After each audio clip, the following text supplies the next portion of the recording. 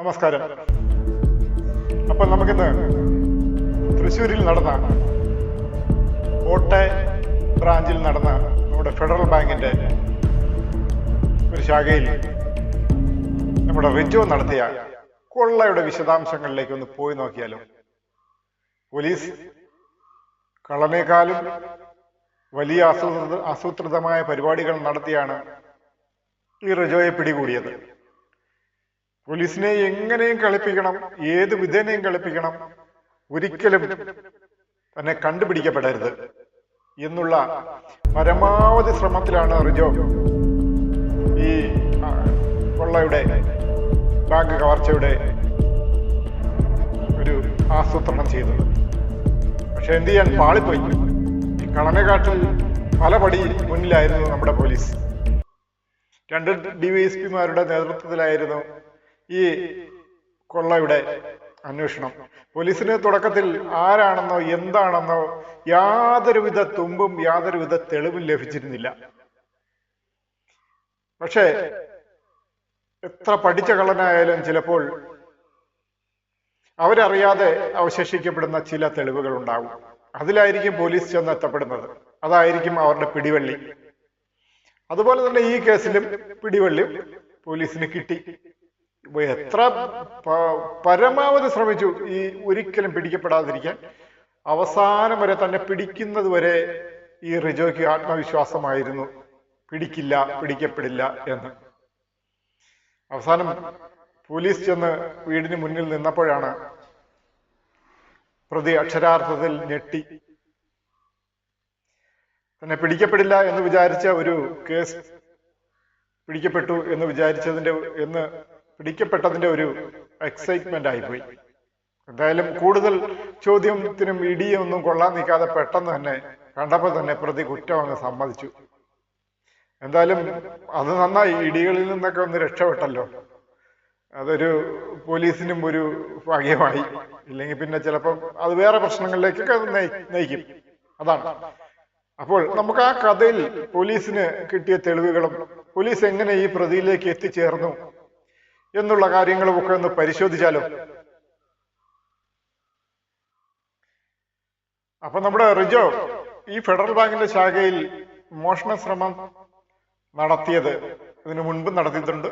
2ാമത്തെ ശ്രമത്തിലാണ് പ്രതി ഈ കവർച്ച നടത്തിയത്. ആദ്യം ഒരു ദിവസം ഒരു വർക്ക് ചെയ്യാത്ത ATM കാർഡുമായി അവിടെ എത്തിയിരുന്നു. ഫെഡറൽ ബാങ്കിലെത്തി ഈ ATM കാർഡ് വർക്ക് ചെയ്യുന്നില്ല എന്ന് പറഞ്ഞ് അവിടെ ചെറിയൊരു പ്രശ്നമൊക്കെ, ഒരു സീൻ ക്രിയേറ്റ് ചെയ്തിരുന്നു. അതിന്റെ ഒരു അടിസ്ഥാനത്തിലാണ് പിന്നീട് പോലീസിനൊരു തുമ്പ് കിട്ടിയത്. അവരെന്തായാലും ആ ബാങ്കിലെ CCTV ദൃശ്യങ്ങൾ ഒരു 15 ദിവസത്തിന് മുമ്പുള്ളതുവരെ എടുത്തിരുന്നു. അതിലാണ് ഈ തെളിവ് കിട്ടിയത്. ഇങ്ങനെ ഒരു പ്രതി ഇവിടെ വന്ന് പ്രശ്നം ഉണ്ടാക്കിയിരുന്നു. എന്തായാലും പ്രതി അവിടെ വരാതിരിക്കില്ല എന്ന് അവർക്ക് തന്നെ മനസ്സിലായിരുന്നു. കാര്യം ഈ പ്രതി അവിടെ ചെന്ന് കവർച്ചയ്ക്ക് തൊട്ടു മുമ്പ് സംസാരിച്ചത് ഹിന്ദി ആയിരുന്നത് കൊണ്ട് തന്നെ അന്യ സംസ്ഥാന തൊഴിലാളികളിലേക്ക് എത്തിക്കുന്നതായിരുന്നു ഈ ഒരു വിഷയം. അതുകൊണ്ട് DYSP ഹിന്ദി സംസാരിച്ചെങ്കിലും അത് ഹിന്ദിക്കാരാകണം എന്നില്ല എന്നുള്ളൊരു ഉറപ്പിൽ തന്നെ നിന്നു. അങ്ങനെ ആ ഹിന്ദി സംസാരിച്ചതുമായി ബന്ധപ്പെട്ട് ഉള്ള 2 വാക്കാണ് സംസാരിച്ചത്. ചാവി ദേദോ, ക്യാഷ് ദേദോ എന്നാണ് സംസാരിച്ചത്. അല്ല മറ്റൊന്നും സംസാരിച്ചില്ല. എന്നാൽ 3 മിനിറ്റ് കൊണ്ടാണ് പ്രതി ഈ ഓപ്പറേഷൻ പൂർത്തീകരിച്ചത്. അതൊരു പ്രൊഫഷണലിസം അതിൽ ഉണ്ടായിരുന്നു. വെറും 3 മിനിറ്റ് കൊണ്ടാണ് ഈ 15 ലക്ഷം രൂപയും ഈ ബാങ്കിൽ നിന്ന് കവർന്നുകൊണ്ട് പ്രതി രക്ഷപ്പെടുന്നത്. ആ ഓപ്പറേഷൻ കഴിഞ്ഞ് പെട്ടെന്ന് തന്നെ പ്രതി താൻ വന്ന സ്കൂട്ടറുമായി കടന്നു കളഞ്ഞു. ബാങ്കിനുള്ളിലേക്ക് കയറുമ്പോൾ പ്രതി ഹെൽമറ്റ് വെച്ചിട്ടുണ്ടായിരുന്നു, മങ്കി ക്യാപ്പ് വെച്ചിട്ടുണ്ടായിരുന്നു. അതിന്റെ മുകളിലേക്കാണ് ഹെൽമറ്റ് വെച്ചിരുന്നത്, ജാക്കറ്റ് ഉപയോഗിച്ചിട്ടുണ്ടായിരുന്നു. ഇതെല്ലാം ആളാരാണെന്ന് ഒട്ടും വ്യക്തമാകാത്ത രീതിയിലുള്ളതായിരുന്നു. ഏത് CCTV ഉപയോഗിച്ചാലും പിടിക്കപ്പെടില്ല എന്നായിരുന്നു പുള്ളിയുടെ ആത്മവിശ്വാസം. ഈ സ്കൂട്ടറിൽ പുള്ളി തിരിച്ചു പോയപ്പോൾ തന്നെ പോലീസിനെ വഴിതെറ്റിക്കാനായി പല ഊടുവഴികളിലൂടെയുമാണ് പ്രതി പോയിക്കൊണ്ടിരുന്നത്. പോകുന്നതിനിടയിൽ പല പ്രാവശ്യം ഡ്രസ് ചേഞ്ച് ചെയ്തു. ഇട്ടുകൊണ്ട് വന്ന ജാക്കറ്റ് ഊരി മാറ്റി വഴിയിൽ വെച്ച് തന്നെ കുറച്ചു ദൂരം വണ്ടിയുടെ സ്കൂട്ടറിന്റെ റിയർ വ്യൂ മീറ്റർ ഊരി മാറ്റിയിരുന്നു. പിന്നീട് അത് തിരിച്ചു വെച്ചു. പിന്നെ അതൊരു പച്ച ടീഷർട്ട് എടുത്ത് ധരിച്ചു. പിന്നീട് അത് മാറ്റി വേറൊരു ടീഷർട്ട് ധരിച്ചു. ഇങ്ങനെയൊക്കെ അങ്ങോട്ടും ഇങ്ങോട്ടും 3-4 റൗണ്ട് പോയതിനു ശേഷമാണ് തന്റെ വീട്ടിലെത്തിച്ചേർന്നത്. പോലീസിനെ തീർത്തും വഴിതെറ്റിക്കുക എന്നുള്ള ഒരു കാര്യം തന്നെയായിരുന്നു ഈ റിജോ ചെയ്തിരുന്നത്. അതിൽ പോലീസ് കുറച്ച് വഴിതെറ്റി എങ്കിലും വഴിയിലേക്ക് തന്നെ എത്തിച്ചേർന്നു. ഈ റിജോയുടെ സഞ്ചാരപാത കേന്ദ്രീകരിച്ചാണ് പോലീസ് അദ്ദേഹത്തിന്റെ വീട്ടിൽ എത്തിച്ചേർന്നത്. അദ്ദേഹം ഒന്നും പറയണ്ട, കള്ളൻ എന്ന് പറഞ്ഞാൽ മതി. ഇന്ന് ബാങ്ക് കവർച്ചയൊക്കെ ചെയ്യുന്നവര് കള്ളന്മാർ തന്നെയല്ലേ. സമൂഹത്തിൽ വിലയുള്ള ആളായിരുന്നു ഈ റിജോ. പക്ഷെ ഈ റിജോയുടെ ബാക്ക്ഗ്രൗണ്ട് ഒന്ന് നോക്കിയാൽ തന്റെ ഭാര്യ വിദേശത്താണ് ജോലി ചെയ്യുന്നത്, നഴ്സാണ്. എങ്ങനെയായാലും ഒരു 3-4 ലക്ഷം രൂപ വരുമാനം ഉണ്ടാകും. ആ നാട്ടിലേക്ക് അയക്കുന്നു. അതുകൊണ്ട് ഈ റിജോ എന്ന് പറയുന്ന അയാൾ ധൂർത്തടിക്കുന്നു, കൂട്ടുകാരുമായി മദ്യപിക്കുന്നു, അങ്ങനെയുള്ള പ്രവർത്തികളെല്ലാം ചെയ്യുന്നു. അപ്പോൾ ഇതിനെല്ലാം പണം ആവശ്യമാണ്. ധൂർത്തടിച്ചു. അപ്പോൾ ഈ പണം തികയാതെ വീണ്ടും ലോൺ എടുത്തു. ബ്ലേഡിന് പണമെടുത്തു. ഇതൊക്കെ തിരിച്ചു കൊടുക്കേണ്ടതായിട്ടുണ്ട്. ഭാര്യ അടുത്ത മാസം വരുന്നു, ഏപ്രിലിൽ തിരിച്ചു വരുന്നു എന്ന് പറയപ്പെടുന്നു. അപ്പോൾ അതിനു മുമ്പ് ഈ കടങ്ങളെല്ലാം ഒന്ന് റിക്കവർ ചെയ്തെടുക്കണം. നോക്കിയപ്പോൾ വഴി മറ്റൊന്നും കാണുന്നില്ല. പണം ഉള്ള ഒരു സ്ഥലം ബാങ്ക് മാത്രമാണല്ലോ. ഈ പ്രതിക്ക് കോട്ടയം ഫെഡറൽ ബാങ്ക് ശാഖയിൽ അക്കൗണ്ട് ഉണ്ടായിരുന്നു. അപ്പോൾ അവിടെ തന്നെ വിവരങ്ങളെല്ലാം പുള്ളിക്ക് അറിയാൻ സാധിക്കും. അതിനു മുന്നിലുള്ള ഒരു പള്ളിയിൽ ഇദ്ദേഹം സ്ഥിരമായി പോകാറുണ്ടായിരുന്നു. അവിടുത്തെ കാര്യങ്ങളിലെല്ലാം മുൻപിട്ട് നിന്ന് ചെയ്യുന്ന ഒരു വ്യക്തിയും കൂടിയാണ് ഇദ്ദേഹം. അവിടുത്തെ ആചാരങ്ങളും മറ്റുള്ള പരിപാടികളും എല്ലാം ഈ ഇദ്ദേഹം തന്നെ അവിടെ മുൻകൈയെടുത്ത് ചെയ്യുന്നതാണ്. അതുകൊണ്ട് തന്നെ എല്ലാവർക്കും വലിയ പ്രിയമുള്ള വ്യക്തിയായിരുന്നു, എല്ലാവരും അറിയപ്പെടുന്നതാണ്. എന്നാൽ കുറച്ചു കാലമേ ആയുള്ളൂ ആ പ്രദേശത്ത് അദ്ദേഹം ഈ മേലൂർ എന്ന് പറയുന്ന സ്ഥലത്ത് താമസമായിട്ട്. അതുകൊണ്ട് തന്നെ നാട്ടുകാർക്കും ഒക്കെ ഇയാളെ കുറിച്ച് ഒരു വ്യക്തമായ വിവരമില്ല. അദ്ദേഹത്തിന്റെ വീട് വളരെ വലിയൊരു ആഡംബര വീടായിരുന്നു. വീടിനുള്ളിൽ പല വിധത്തിലുള്ള വിദേശ രാജ്യങ്ങളിലുള്ള പോലുള്ള സൗകര്യങ്ങളായിരുന്നു. ഇതൊക്കെ പോലീസ് പറയുന്നുണ്ട്. 2 മക്കളുണ്ട്. ഈ മക്കളും വീട്ടിലുണ്ടായിരുന്നു. ഈ സംഭവം നടന്ന് 2 ദിവസം കഴിഞ്ഞിട്ട് അദ്ദേഹത്തിന്റെ വീട്ടിൽ, ഈ റിജോയുടെ വീട്ടിൽ കുടുംബ സമ്മേളനം ഉണ്ടായിരുന്നു. അതിലും പള്ളിയിൽ അച്ഛനും വികാരിയും അതുപോലുള്ള അവിടുത്തെ കൗൺസിലറും ഒക്കെ സംബന്ധിച്ചിരുന്നു. അപ്പോൾ ആർക്കും അറിയില്ലല്ലോ ഈ ഇരിക്കുന്നത് ബാങ്ക് കവർച്ച ചെയ്ത വ്യക്തിയാണെന്ന്. അപ്പോൾ അവിടുത്തെ വികാരി അച്ഛൻ ആ സമ്മേളനത്തിനിടയിൽ പ്രസംഗിക്കുകയും ചെയ്തു. ഇതുപോലൊരു സംഭവം നടന്നിട്ടുണ്ട്. ഒരു ഫെഡറൽ ബാങ്കിന്റെ ശാഖയിൽ ഒരു വ്യക്തി മോഷണം നടത്തി ഈ റൂട്ടിലേക്കാണ് പ്രതി രക്ഷപ്പെട്ടത് എന്ന് അച്ഛൻ പറയുമ്പോൾ ഇദ്ദേഹം പറയുന്നുണ്ടായിരുന്നു, ആ പ്രതി ഇതിനെ കൂടെ ഒന്നും ആയിരിക്കത്തില്ല എന്ന്, അത് വേറെ എങ്ങോട്ടേലൊക്കെ പോയി കാണുമെന്ന് അങ്ങനെ തമാശ രൂപേണ പറയുകയും ചെയ്തു. ഇതും അവിടുത്തെ കൗൺസിലർ നമ്മളോട് വ്യക്തമാക്കുന്നുണ്ട്.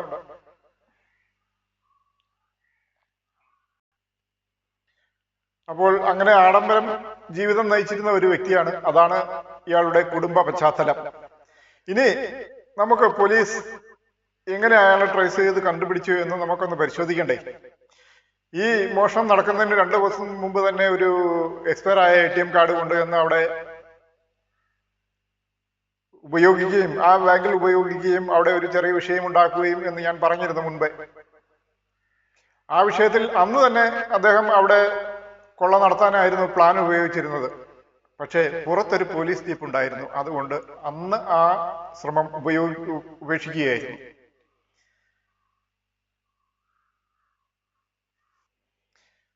അതിന് 2 ദിവസം മുമ്പ് അവിടുത്തെ ഞാൻ പറഞ്ഞിരുന്നു സെന്റ് മേരീസ് പള്ളിയിൽ അവിടുത്തെ അമ്പ് പെരുന്നാളിന് പുള്ളിക്കാരൻ നൃത്തം ചെയ്ത് നല്ലപോലെ അർമാദിക്കുന്ന ഒരു വീഡിയോ ഉണ്ടായിരുന്നു. അത് പുറത്ത് കിട്ടിയിട്ടുണ്ട്, അത് നമുക്ക് കാണാം.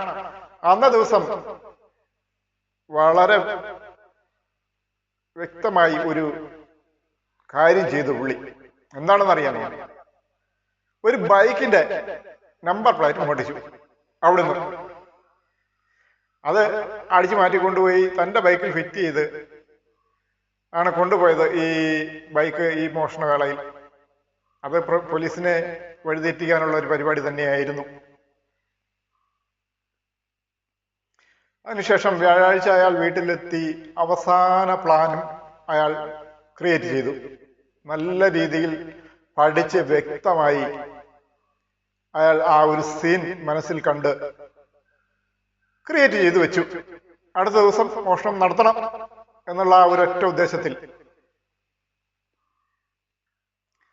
അതിനുശേഷം പിറ്റേന്ന് വെള്ളിയാഴ്ച ദിവസം ഇദ്ദേഹം നേരെ ആ ബാങ്കിന്റെ മുന്നിലുള്ള പള്ളിയിൽ എത്തി. ഈ വെള്ളിയാഴ്ച തിരഞ്ഞെടുക്കാനുള്ള കാരണം മുൻപുള്ള വെള്ളിയാഴ്ചകളിൽ അവിടെയൊക്കെ പെരുന്നാളിന്റെ വലിയ തിരക്കും ബഹളവും ഒക്കെ ആയിരുന്നു. അവിടെ വെള്ളിയാഴ്ച കുർബാനയുണ്ട്. മാസത്തിലെ 2ാമത്തെ വെള്ളിയാഴ്ച അവിടെ കുർബാന നടക്കാറില്ല. അതുകൊണ്ട് വലിയ തിരക്കും ബഹളമൊന്നും ഉണ്ടാവാറില്ല എന്ന് അദ്ദേഹത്തിന് നന്നായി അറിയാമായിരുന്നു. അങ്ങനെ ആ തിരക്കില്ലാത്ത ദിവസം അവിടെ എത്തി.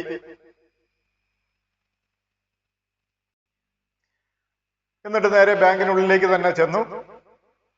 ഈ കൃത്യം വെറും 3 മിനിറ്റ് കൊണ്ട് നിർവഹിച്ചു.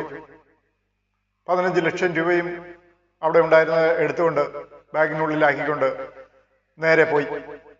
അവിടുന്ന് ബാങ്കിന് മുമ്പിൽ പാർക്ക് ചെയ്തിരുന്ന ആ സ്കൂട്ടറും എടുത്തുകൊണ്ട് നേരെ മുന്നോട്ട് വിട്ടുപോയി. ദേശീയപാതയിലൂടെയാണ് മുന്നോട്ട് പോയത്. മുന്നോട്ട് പോയി കുറച്ചു മുമ്പ് ചെന്നപ്പോൾ ദേശീയപാതയുടെ സൈഡിൽ തന്നെയുള്ള ബസ് സ്റ്റാൻഡിൽ, അതായത് നാടുകുന്നി എന്ന് പറയുന്ന സ്ഥലത്തെ ബസ് സ്റ്റാൻഡിന് അരികിൽ വെച്ച് തന്നെ ഈ ഇദ്ദേഹം ധരിച്ചിരുന്ന ജാക്കറ്റ് ഊരി മാറ്റുന്നു.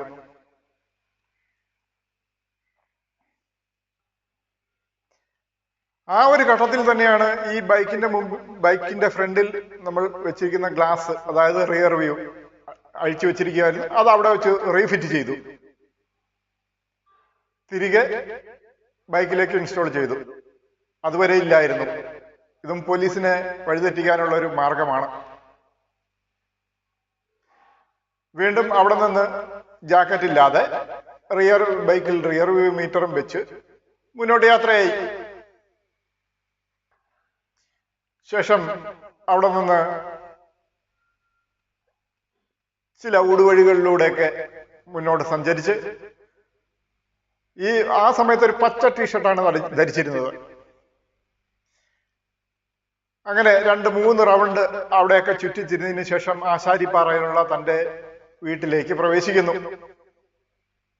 ഇതെല്ലാം പോലീസിനെ വഴിതെറ്റിക്കാൻ വേണ്ടി പല വഴികളിലൂടെ പോയി. 2-3 തവണ അതുവഴി പോയി വീണ്ടും ഡ്രസ്സൊക്കെ ചേഞ്ച് ചെയ്ത് പോലീസിനെ തീർച്ചയായിട്ടും വഴിതെറ്റിക്കാൻ വേണ്ടിയുള്ള ഒരു ശ്രമം മാത്രമായിരുന്നു. അവസാനം വന്ന് ഈ തന്റെ ആഡംബര വീടിനുള്ളിലേക്ക് കയറി.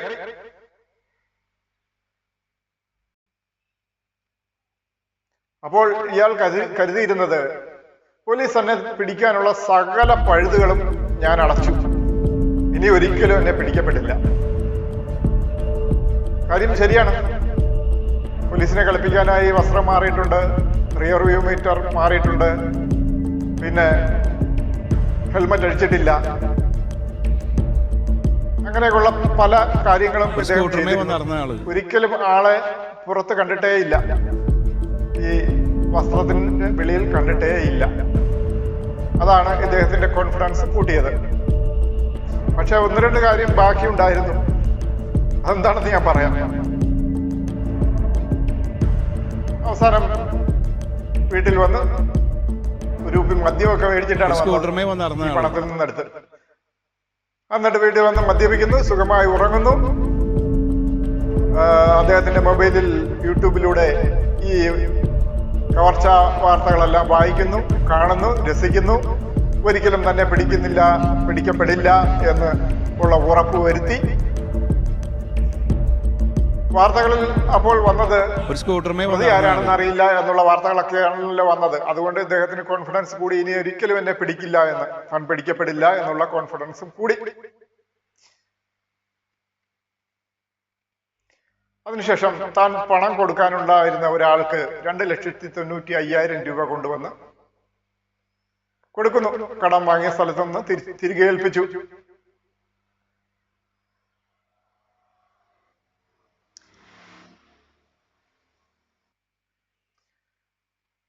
ഈ പണത്തിൽ നിന്ന് ഒരു കുപ്പി മദ്യവും വാങ്ങിയിരുന്നു. അതിനുശേഷം ഈ 12 ലക്ഷം രൂപ വീട്ടിൽ ചെന്ന് ബണ്ടിൽ പോലും പൊട്ടിക്കാതെ വീട്ടിൽ തന്നെ സൂക്ഷിക്കുകയും ചെയ്തു. മറ്റൊന്നും ചെയ്തില്ല. ഈ 2,95,000 രൂപ ഒരാൾക്ക് കടം വാങ്ങിയിരുന്ന 3 ലക്ഷം രൂപ കടം വാങ്ങിയിരുന്ന ഒരാൾക്ക് തിരികെ കൊടുത്തു. 10,000 രൂപ മുമ്പേ കൊടുത്തിരുന്നു. അതിന്റെ ബാക്കി കൊടുക്കുകയും ചെയ്തു. ബാക്കി തുക അവിടെ സൂക്ഷിച്ചു. ഇനി ഒരിക്കലും തന്നെ പിടിക്കപ്പെടില്ലല്ലോ, ഈ പണം മുഴുവൻ നമ്മുടെ അല്ലേ. ആ ഒരു ആത്മവിശ്വാസത്തോടുകൂടി പുള്ളി ഉറങ്ങി. അതിനുശേഷം ഞായറാഴ്ച അദ്ദേഹത്തിന്റെ വീട്ടിൽ കുടുംബ സമ്മേളനം നടക്കുന്നു. വികാരിയച്ഛൻ ഉൾപ്പെടെ ഉണ്ട്. കുടുംബ സമ്മേളനം നടക്കുന്നു. ആ ഒരു ചടങ്ങിൽ വികാരിയച്ഛനും ഞാൻ നേരത്തെ പറഞ്ഞ പോലെ പ്രസംഗിക്കുന്നു. അതിനെല്ലാം കൃത്യമായി മറുപടി കൊടുക്കുന്നു. അദ്ദേഹം വളരെ ലാഘവത്തോടെയാണ് എല്ലാം നോക്കിക്കണ്ടിരുന്നത്. ഈ സമയമെല്ലാം നമ്മുടെ പോലീസ് വർക്ക് ചെയ്തുകൊണ്ടിരിക്കുകയായിരുന്നു. 2 DYSPമാരുടെ നേതൃത്വത്തിലായിരുന്നു. ഫോൺ ഉപയോഗിച്ചിട്ടില്ല എന്നുള്ളതാണ് ഒരു പ്രധാന കാര്യം. ഫോൺ വഴി ഇദ്ദേഹത്തെ ട്രേസ് ചെയ്ത് എത്താൻ സാധിക്കില്ല. ആ സമയമെല്ലാം ഇദ്ദേഹത്തിന്റെ സഞ്ചരിച്ച വഴികളിലൂടെ തന്നെ പോലീസ് സഞ്ചരിക്കുകയായിരുന്നു. എല്ലായിടത്തുമുള്ള CCTV ദൃശ്യങ്ങൾ പോലീസ് കളക്ട് ചെയ്തു. അവസാനം എല്ലാം ജോയിൻ ചെയ്തു. പലയിടത്തു നിന്നും കിട്ടിയ CCTV ദൃശ്യങ്ങൾ എടുത്ത് ജോയിൻ ചെയ്തു. അപ്പോൾ ഈ വ്യക്തിയെ കൃത്യമായി ട്രേസ് ചെയ്യാൻ സാധിച്ചു. അങ്ങനെ പോലീസ് ട്രേസ് ചെയ്ത് വന്ന് ഇദ്ദേഹത്തിന്റെ വീട്ടിലെത്തി. എത്തുമ്പോൾ കാണുന്നത് ഈ പ്രതി, ഞാൻ നേരത്തെ പറയാമെന്ന് പറഞ്ഞിരുന്നു, ഉപയോഗിച്ചിരുന്ന ഒരു സാധനം അദ്ദേഹം മാറ്റിയിട്ടേയില്ല. അതായത് ഇട്ടിരുന്ന ഷൂ. ഈ സമയങ്ങളിലെല്ലാം ഈ ഒരേ ഷൂ തന്നെയാണ് ഉപയോഗിച്ചിരുന്നത്. അത് പോലീസിനൊരു പിടിവള്ളി ആയിട്ടുണ്ട്. ഈ വസ്ത്രം മാറിയ സമയത്തും ബൈക്കിന്റെ റിവ്യൂമീറ്റർ മാറ്റിവെച്ച സമയത്തും എല്ലാം ഈ ഷൂ തന്നെയായിരുന്നു. വസ്ത്രങ്ങൾ മാറിയെങ്കിലും ഷൂ മാറിയിട്ടില്ലായിരുന്നു. അതും വീടിന് മുന്നിൽ നിന്ന് പോലീസ് കണ്ടെടുത്തു. പിന്നെ ഈ സ്കൂട്ടർ തൃശ്ശൂരിൽ വിറ്റ സ്കൂട്ടർ ഒരു 500 സ്കൂട്ടറുകൾ മാത്രമേ വിറ്റിട്ടുണ്ടായിരുന്നുള്ളൂ. അതിൽ കുറച്ചെണ്ണം ഈ ചാലക്കുടി ഭാഗത്ത് വിറ്റിട്ടുണ്ട്. ആ വിൽപ്പന ചെയ്യപ്പെട്ട വീടുകളുമായും പോലീസ് അന്വേഷണം നടത്തിയിരുന്നു. എന്തായാലും ആ സ്കൂട്ടറും അവിടെ കണ്ടെത്തി. അതാണ് പോലീസിനെ ഏറെ സന്തോഷിപ്പിച്ച ഒരു കാര്യം.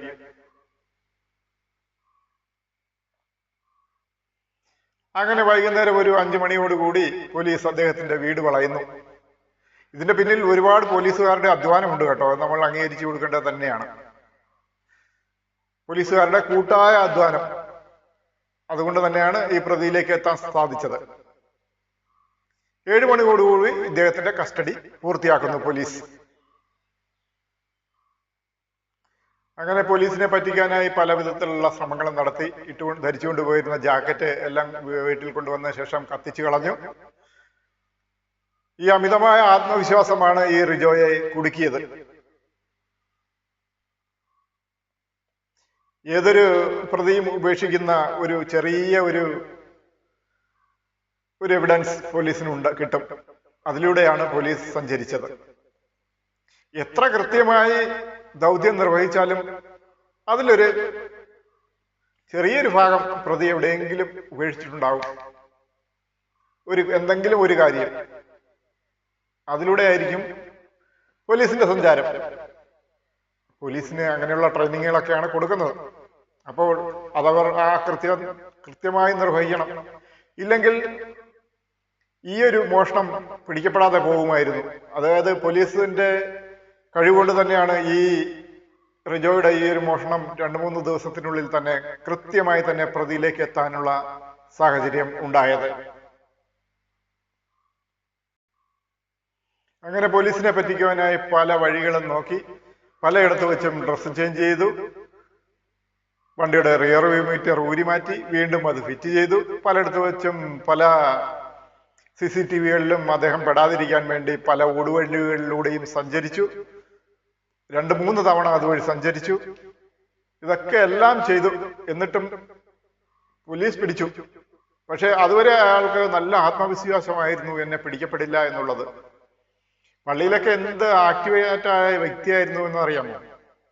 നല്ല രീതിയിൽ പള്ളിയിലെ എല്ലാ കാര്യങ്ങളും നോക്കിയിരുന്നു. പക്ഷെ തൻ്റെ ആ ഒരു ധൂർത്ത്, അതാണ് റിജോയെ ഈ മോഷണത്തിന് പ്രേരിപ്പിച്ചത്.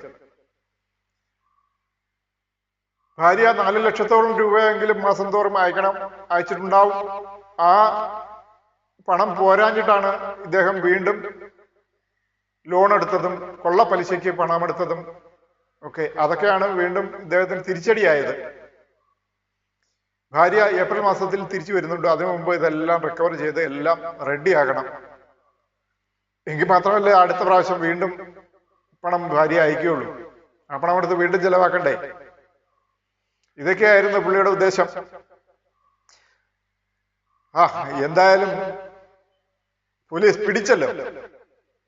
പിടിക്കില്ല, ഒരു തുമ്പുമില്ല എന്ന് പറഞ്ഞ ഒരു കാര്യമാണ് പോലീസ് തെളിവ് സഹിതം അദ്ദേഹത്തിന്റെ വീട്ടിൽ ചെന്ന് പിടിച്ചത്. വീട് വലിയ തരത്തിലുള്ള ആഡംബര വീടാണ്. കുറച്ചു കാലം, 2 വർഷമേ ആയിട്ടുള്ളൂ അവിടെ അദ്ദേഹം വീട് വാങ്ങി താമസമായിട്ട്. പലതരത്തിലുള്ള അന്വേഷണങ്ങളും പോലീസ് നടത്തിയിരുന്നു. അയൽവക്കക്കാരോടൊക്കെ അന്വേഷിച്ചിരുന്നു. അപ്പോൾ ഈ സ്കൂട്ടറിനെ കുറിച്ച് മാത്രമാണ് പല തെളിവുകളും കിട്ടിയിരുന്നത്. ആ സ്കൂട്ടറിന്റെ തെളിവ് കൊണ്ട് തന്നെയാണ് അവിടെ എത്തിയതും. ഐഡന്റിഫിക്കേഷന് വേണ്ടി പുള്ളി ബാക്കി വെച്ച ആ ഒരു തെളിവ്, ഷൂ എങ്ങും മാറിയിട്ടില്ലായിരുന്നു. പിന്നെ പോലീസ് ചില വിവരങ്ങൾ പുറത്തു വിട്ടിട്ടില്ല. അത് അവരുടെ ഒരു സീക്രട്ടാണ്. അതിലൂടെയും അവർ കൃത്യമായി പുള്ളിയെ, ഈ പ്രതിയെ ഐഡന്റിഫൈ ചെയ്തു. പോലീസിന് പല ഉന്നതങ്ങളിൽ നിന്നുള്ള ഫോൺ വിളികളും സഹായങ്ങളും ഒക്കെ ഉണ്ടായിരുന്നു. പിന്നെ ഈ ചില ദൃശ്യങ്ങൾ കിട്ടാൻ വേണ്ടി അല്പം കാലതാമസം എടുത്തു. അതിന്റെ കാലതാമസമായിരുന്നു ഇത് ഉണ്ടായത്, പിടിക്കാൻ വേണ്ടി. എന്തായാലും ഈ ഒരു കൊള്ള എത്രയും പെട്ടെന്ന് തന്നെ പോലീസ് പിടിച്ചതിന് പോലീസിന് ഒരു പ്രത്യേക അഭിനന്ദനങ്ങൾ നമ്മൾ കൊടുക്കണം, തീർച്ചയായും. ചില ഘട്ടങ്ങളിൽ പോലീസ് പല വിധത്തിലുള്ള ദ്രോഹങ്ങളും പൊതുജനങ്ങൾക്ക് കൊടുക്കുന്നുണ്ടെങ്കിലും ചിലത് നല്ല രീതിയിൽ ചെയ്യുന്നുണ്ട്. അതിന് നമ്മൾ നല്ലത് ചെയ്യുമ്പോൾ നല്ലതായിട്ട് തന്നെ പറയണമല്ലോ, അഭിനന്ദിക്കുകയും വേണം. ആ ഒരു അഭിനന്ദനങ്ങൾ പോലീസിന് നമ്മൾ കൊടുക്കുന്നു. അപ്പോൾ ഇനി അടുത്ത ഒരു കഥയുമായി ഇനി വരുന്നത് വരെ കാത്തിരിക്കാം. ഇത് കഥയല്ല കേട്ടോ പറഞ്ഞത്, ഇത് ആസൂത്രിതമായി ചെയ്ത ഒരു പ്ലാൻ പൊളിഞ്ഞതിന്റെ ഒരു പുനരാവിഷ്കരണമാണ് ഞാൻ ഈ പറഞ്ഞത്. അങ്ങനെ പല വിധത്തിലുള്ള തട്ടിപ്പുകളും നമ്മുടെ കേരളത്തിൽ നടക്കുന്നുണ്ട്. കേരളത്തിലെ മലയാളികൾ പറ്റിക്കപ്പെടാൻ വളരെ എളുപ്പമാണ്. കാര്യം എന്തെന്ന് വെച്ചാൽ നമുക്ക് അത്രത്തോളം വിദ്യാഭ്യാസമുണ്ട്. ആ വിദ്യാഭ്യാസം തന്നെ നമ്മളെ പറ്റിപ്പിലേക്ക്, പല കുതിച്ചുചാട്ടങ്ങളിലേക്കും, പണത്തിന്റെ ആർത്തിയിലേക്കും, അതുപോലെ ആഡംബര ജീവിതങ്ങളിലേക്കും ഒക്കെ എത്തിക്കുന്നത് ഈ വിദ്യാഭ്യാസം തന്നെയാണ്. വിദ്യാഭ്യാസം കൂടുമ്പോഴും ചില ബുദ്ധിമുട്ടുകളുണ്ട്. അതെന്താണെന്നറിയാമോ? വിദ്യാഭ്യാസം വേണ്ട രീതിയിൽ ഉപയോഗിക്കാത്തതിന്റെ കുഴപ്പമാണ്. എല്ലാവർക്കും നല്ല വിദ്യാഭ്യാസമാണ് കിട്ടുന്നത്. ആ വിദ്യാഭ്യാസം ഉപയോഗിക്കുന്നത് പലരും പല വഴിക്കാണ്. ചിലർ കൊള്ള എങ്ങനെ നടത്താം, ഈ റിജോയെ പോലെ, അതിനുവേണ്ടി വിദ്യാഭ്യാസം ഉപയോഗിക്കും. പണ്ട് നമ്മൾ റോബിൻ എന്ന് പറയുന്ന സിനിമയൊക്കെ കണ്ടിട്ടുണ്ടായിരുന്നല്ലോ. അതിൽ ആ സിനിമ ഉപയോഗിച്ച് പലര് ഇതുപോലെ കള്ളത്തരങ്ങൾ ചെയ്തിട്ടുണ്ട്. ആ സിനിമ കണ്ടിട്ട് അതിൽ നിന്ന് ആ ടെക്നോളജിയൊക്കെ ഉപയോഗിച്ചിട്ട്. എന്തായാലും ഇനിയും ഒരു കഥ വരാനിരിക്കുന്നു. വരട്ടെ, ആ കഥയുമായി വീണ്ടും വരും. അതുവരെ എല്ലാവർക്കും ലാൽ സലാം.